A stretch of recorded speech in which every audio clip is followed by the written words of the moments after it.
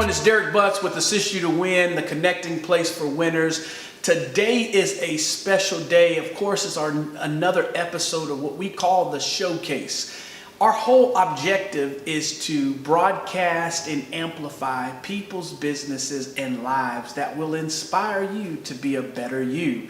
So today, without no further ado, I have with me Nikki Speaks with Finding Your Voice. Nikki, thanks so much for joining me today. Thank you for having me. I appreciate it. All right, well, let's jump right in. Because, you know, one thing about social media and people, they want us to get right into it. Right. So Nikki Speaks, how did you even come up with the name? Oh, Lord. Okay, so what happened was I've kind of struggled with finding my voice. I've struggled with really being my authentic self. And so I developed a business that would help me and help others be able to have a platform to speak on. So, and of course that hence Nikki Speaks. So, okay. and I mean, I guess I just kind of pushed myself out there and I said, you know, I'm going to build a business that is a speaking business. That's a global and mobile business that will allow me to, you know, find the tools necessary so that I can have the confidence to continue to inspire people the way that I know that I'm called to do. Man, I love it. I love it. I always think everything in life starts with an individual. So like you just said, it started with you. Can you take us to maybe an earlier place in your life where this whole thing starts to get developed? Maybe kind of just walk us through your childhood, walk us through college life, walk us through, you know, maybe just life up until this point. Just kind of tell your story. Okay. Well, I was an extrovert for sure, like always involved in everything, you know, socialite, just a butterfly. And one of the things that I loved the most was running track. And then also I was a cheerleader and a pom-pom girl. And so I was like captain of the pom-pom squad.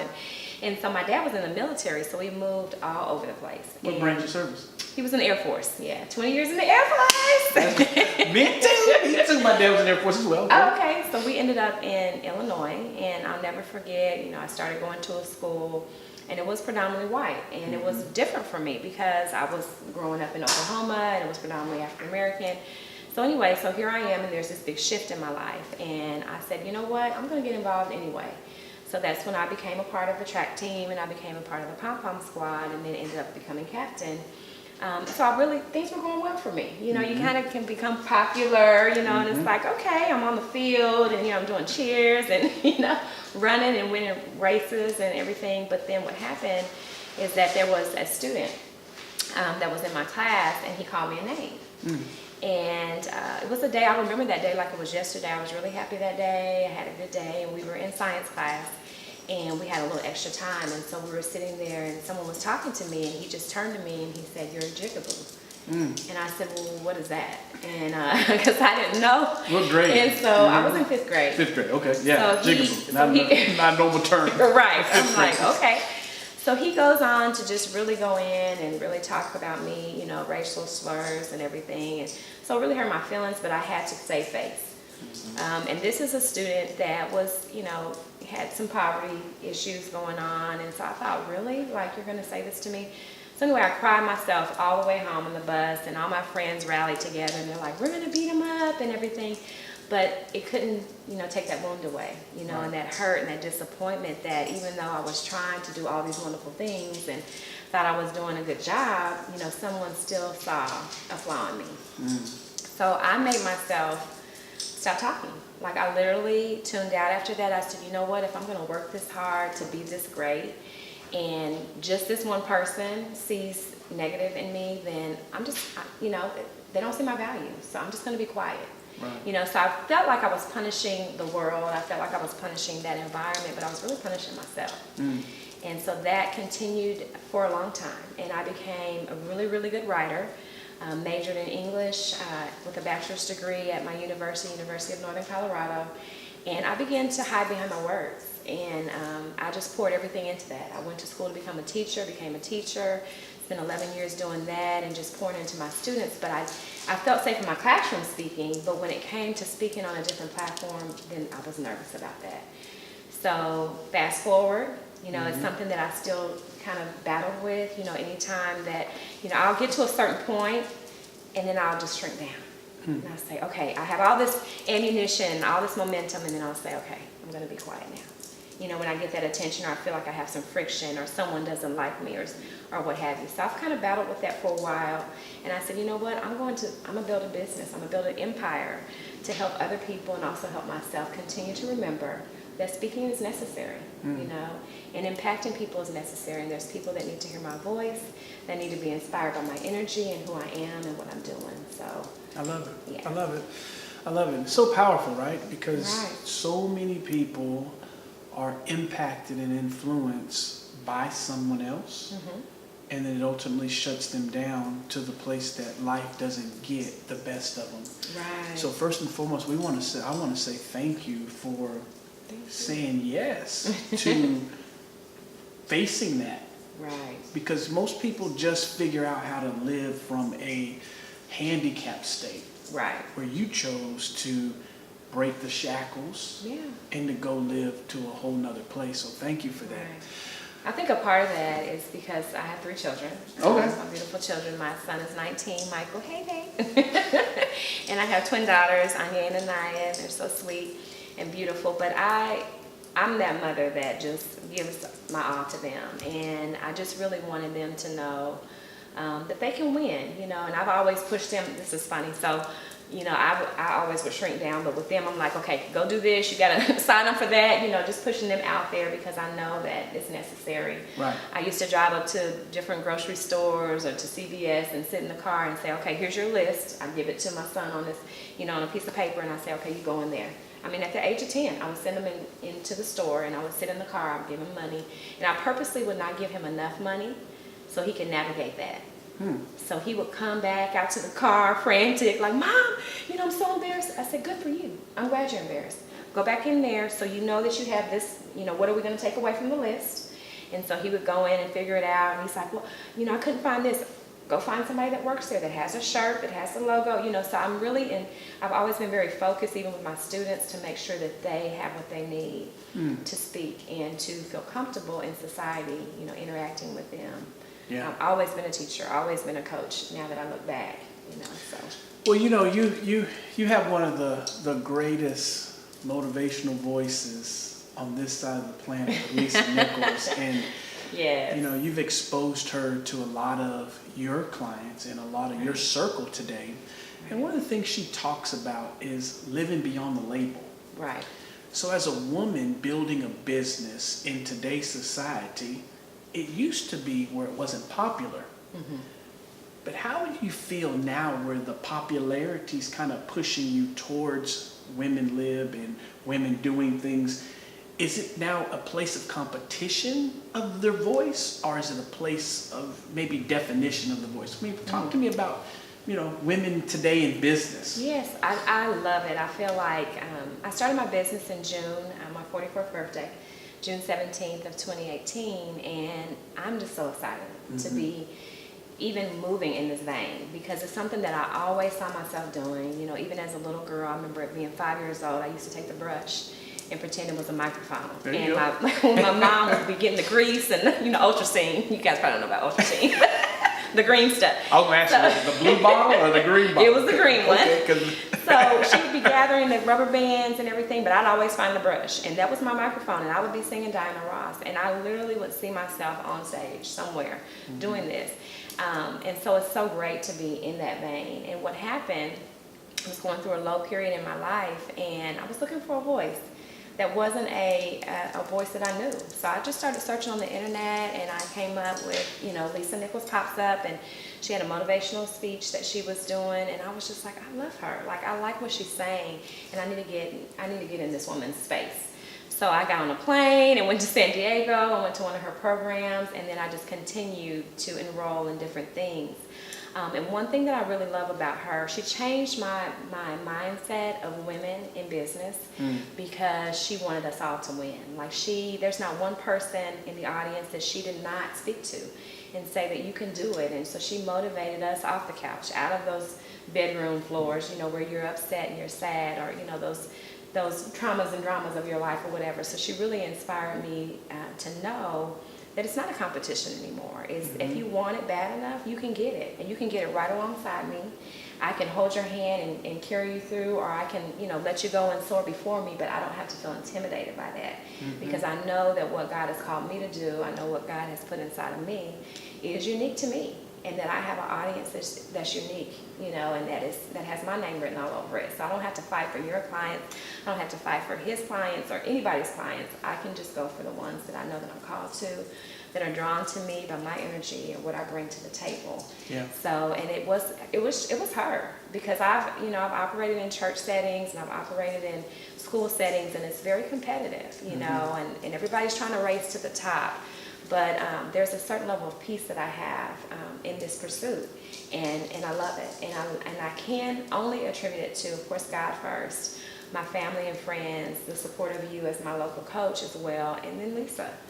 She's been amazing, with helping me. She's my executive coach, and she's also my keynote for the Voice Conference 2019. And you better register today. Seats are filling up.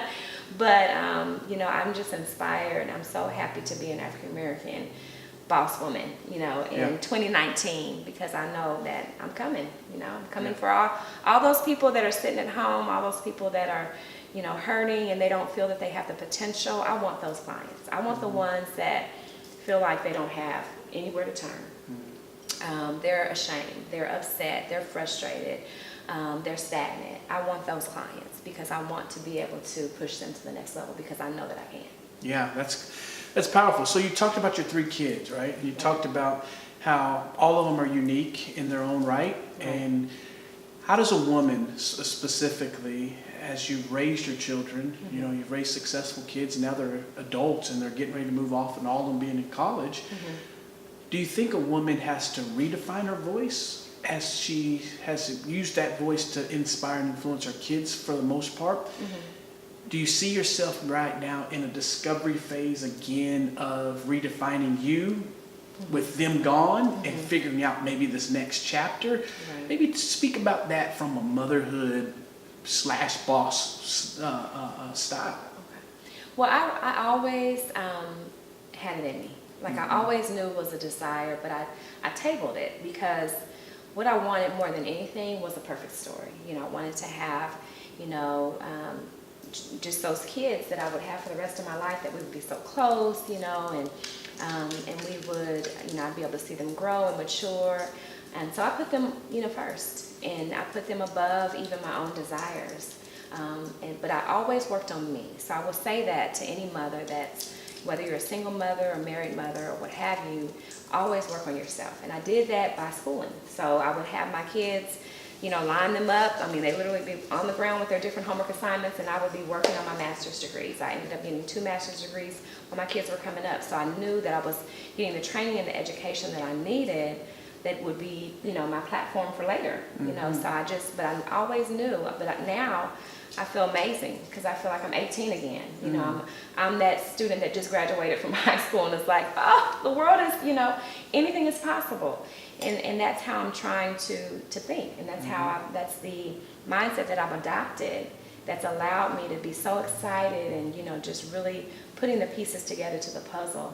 And my kids are they're my biggest cheerleaders. They're like, Mom, go get it. You're going to be on the big stage, and, we're so excited. We're going to be sitting there looking at you. And it's because I put so much into them, and I've pushed them, so now they're pushing me. So it's nice and refreshing to see the tables turn. Yeah. That I have their support. But as a mom, I would say, as a woman, don't ever, ever, ever table your desires and your dreams. You just keep working on them. Even if the situation isn't conducive to being able to support that, like if you don't have the financial backing, if you don't have the support, just continue. Don't ever give up on yourself. Don't ever give up on your dreams, and keep doing it.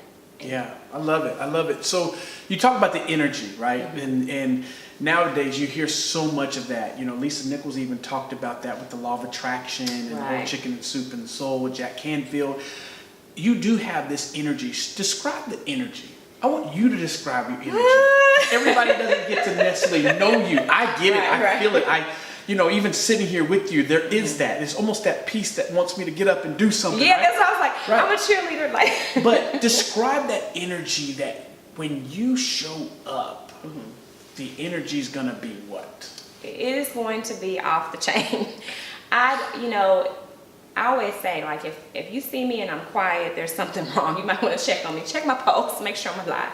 But I know, and I've always known, even as a little girl, that I just bring that fire, that light to a room, to an atmosphere, that cheerleader style, like, hey, you can do it. Like, Nikki's arrived, and for a long time, like in school, I had problems with girls because they would always say, oh, you just think you're all that and you dress cute or whatever. But it was just about, like, I love that. Like, I love the stage. I love being in that vein of just encouraging and motivating people. If I go to a party, if I go to a gathering and I see somebody sitting in the corner quiet, I'm going to go. It's a challenge. And I don't even talk to myself about it. My little feet start walking over there to the corner, and I'm saying, hey, I'm Nikki. Who are you? I love people. I love relationships. I love seeing people win. I love turning the sadness and the madness, just turning it around and allowing them to see hope and get up, and feel good about themselves. So I know that it's pretty intoxicating and sometimes intimidating for some people, but I'm still going to bring it, and I love being who I am. I wouldn't have it any other way. So how do you take somebody that's maybe in a silent voice, move it to a whisper, to the place where they got the voice? How do you take somebody through that process? Well, it's definitely stages, and I always tell my clients, be patient with yourself, because it wasn't overnight that you got this way. Either you were born as a person that is more quiet, or because of the circumstances of life and the issues that you faced, it has silenced you. So be patient with yourself, but push yourself. So take baby steps. And a lot of it, if they feel more comfortable writing, start with writing. So once you start with writing, then start sharing your writing. And once you start sharing your writing in a small platform with people that you love and respect you and will tell you the truth, then you take that writing to another platform, and so then you speak it in a larger audience. That's when you reach out to your pastors. That's when you reach out to your friends. Hey, gather a bunch of girlfriends around. I need to share a story with them. Let's just have girl time, and I want to practice. Right. I actually developed something called Open Mic Night to support that platform for students. I was going to say, coaching clients that need a safe place to be able to share, whatever is dear and near to their heart. And so that has been amazing. I've had people, come to me and say, I was so scared to even share this, whether that's about their business, whether that's about, something that they've gone through that they want to just get it out. It's so cleansing to be able to just share that and know that you've inspired someone else. And sometimes it's just inspiring yourself to say, hey girl, hey guy, I've gotten through this, and so I've seen the light at the end of the tunnel, and I can make it. Like, I'm okay. And I'm going to be okay the next time and the next time, So anyway, I just feel that that's very important, to do the small steps and take it one bit at a time. Don't force yourself to do too much too soon, because I'm doing the same thing. I'm doing the same thing. That's awesome. So let me ask you this. So there's so many voices, right? So you got the power of the voice, but talk to me about how you shut down voices. There are voices that sometimes are speaking to people that keep them from their voice, keep them from the right voice. How do you tell people, how do you shut down those voices that have kept people from their best version? What do we do with those voices? That's really good. It's hard, because sometimes those voices are in your family, sometimes those voices are in your circle, sometimes those voices are in your church. So what I say is stay true to what you know you are. And if you have to write down who you are and who you want to be and aspire to be, stay true to that. So whatever they're saying does not line up with what you know you want to do and what the area that you're headed towards, then you have to eliminate it. You can be respectful, you can listen to it and say thank you for sharing, but don't you ever take it as word and bond, and don't you ever actually allow it to attach to your mind or for you to rehearse it as true, because whatever is pulling on you on the inside, it's God-given. It's your gifting and your talents. And sometimes because of intimidation, sometimes because of people and their own wounds and their own fears, they want you to shrink back because they don't have the confidence or the boldness to move forward. So don't you allow them, don't you buy that for 1 minute. You continue to, walk in the vein that you've already started, and that's what I try to do. There's been some voices that I've heard, and I'm like, wow. I remember, actually it was one of your events, and at Assist You to Win, and I was speaking. I was a panelist as well, and I got a call. And actually it was a text message and it was a very rude text message. And it really knocked the wind out of me. And it challenged me as a speaker, because it basically, this person, and I still to this day don't know who it was, said a negative thing about me and about me speaking. So I ended up calling my pastor, Pastor Sarah Connor, Word of Truth Family Church. Hey, girl. Gotta get my shout outs. But anyway, so I called her. And Pastor Evan. Yeah, Pastor Evan too, but I called her. But I was like, look, this is what just happened. I go on in about 10 minutes, so talk me off the cliff. Because every part of me at that moment, I went into shock and I was ready to go. I said, okay, well, this is not me. Maybe this is a sign. I'm just talking myself out of it. 10 minutes into, right before we're going on live. So she tells me, she's like, no. She's like, that's a sign. Not a sign in the negative, but a sign in the positive that you're doing exactly what you're supposed to do. And that somebody's trying to deter you from that, so stay with it. And so I said, okay. So I got myself together, and it was amazing. Yeah. And I'm so glad that I did. And since then, doors are opening left and right and all that. But had I bought that lie, had I bought that person's opinion of me, which I used to be the person that cared so much about what everybody said. Had I bought that, then I wouldn't be where I am today. I wouldn't have met Lisa. I wouldn't have, been able to have this wonderful conference that I'm about to have. Right. I probably wouldn't have had the boldness to continue to have a relationship with you, for you to help me. So I'm just so glad that I did that. And so whoever you are, if you have voices, whether that's somebody that's not, bold enough to tell you who they are, or somebody that that's speaking negatively about what you want to do, I just want to encourage you to stay with it and do it. All right. Well, I'm gonna listen. She has been feeding me, feeding you, all at the same time. So let's end on this high note real quick. Okay. All right. So of course, you just told them Finding Your Voice conference is coming. You're going to share a stage with your mentor, Lisa Nichols, and so she's coming. So I want you to give me another stage that you can see yourself on, and a city that you can see yourself in. So just give me a stage that you want to be on, and maybe a city that you're saying, one day I'm going to speak in this city. Okay, so here we go. I'm going to speak on the 10X Growth Conference stage in Florida, wherever he decides to have it, and he being Grant Cardone. I've already seen it, believe it, and I know it to be true. So I'm going. I don't know when. I love it. But Grant, I'm coming for you. With you, Grant. Yeah. With you, Grant. Okay. Okay. So so you want to do the Grant? Well, let me just tell you this. Can I say this part? Of course. So I was at the 10X Growth Conference in Miami, and it was amazing. But I was sitting back and I was just looking. I was looking at the lineup, looking at all the speakers, and he had African American men. He had, every ethnicity except a little chocolate Barbie doll girl like me.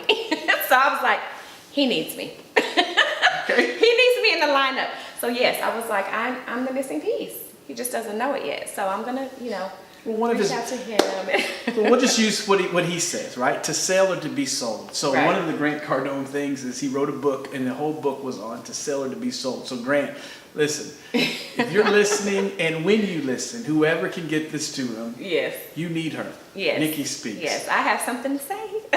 Awesome. So again, thank you for sharing and just opening up, right? We get to hear about a story that most people don't get to hear. We got to hear about where you are. We got to hear about where you're going.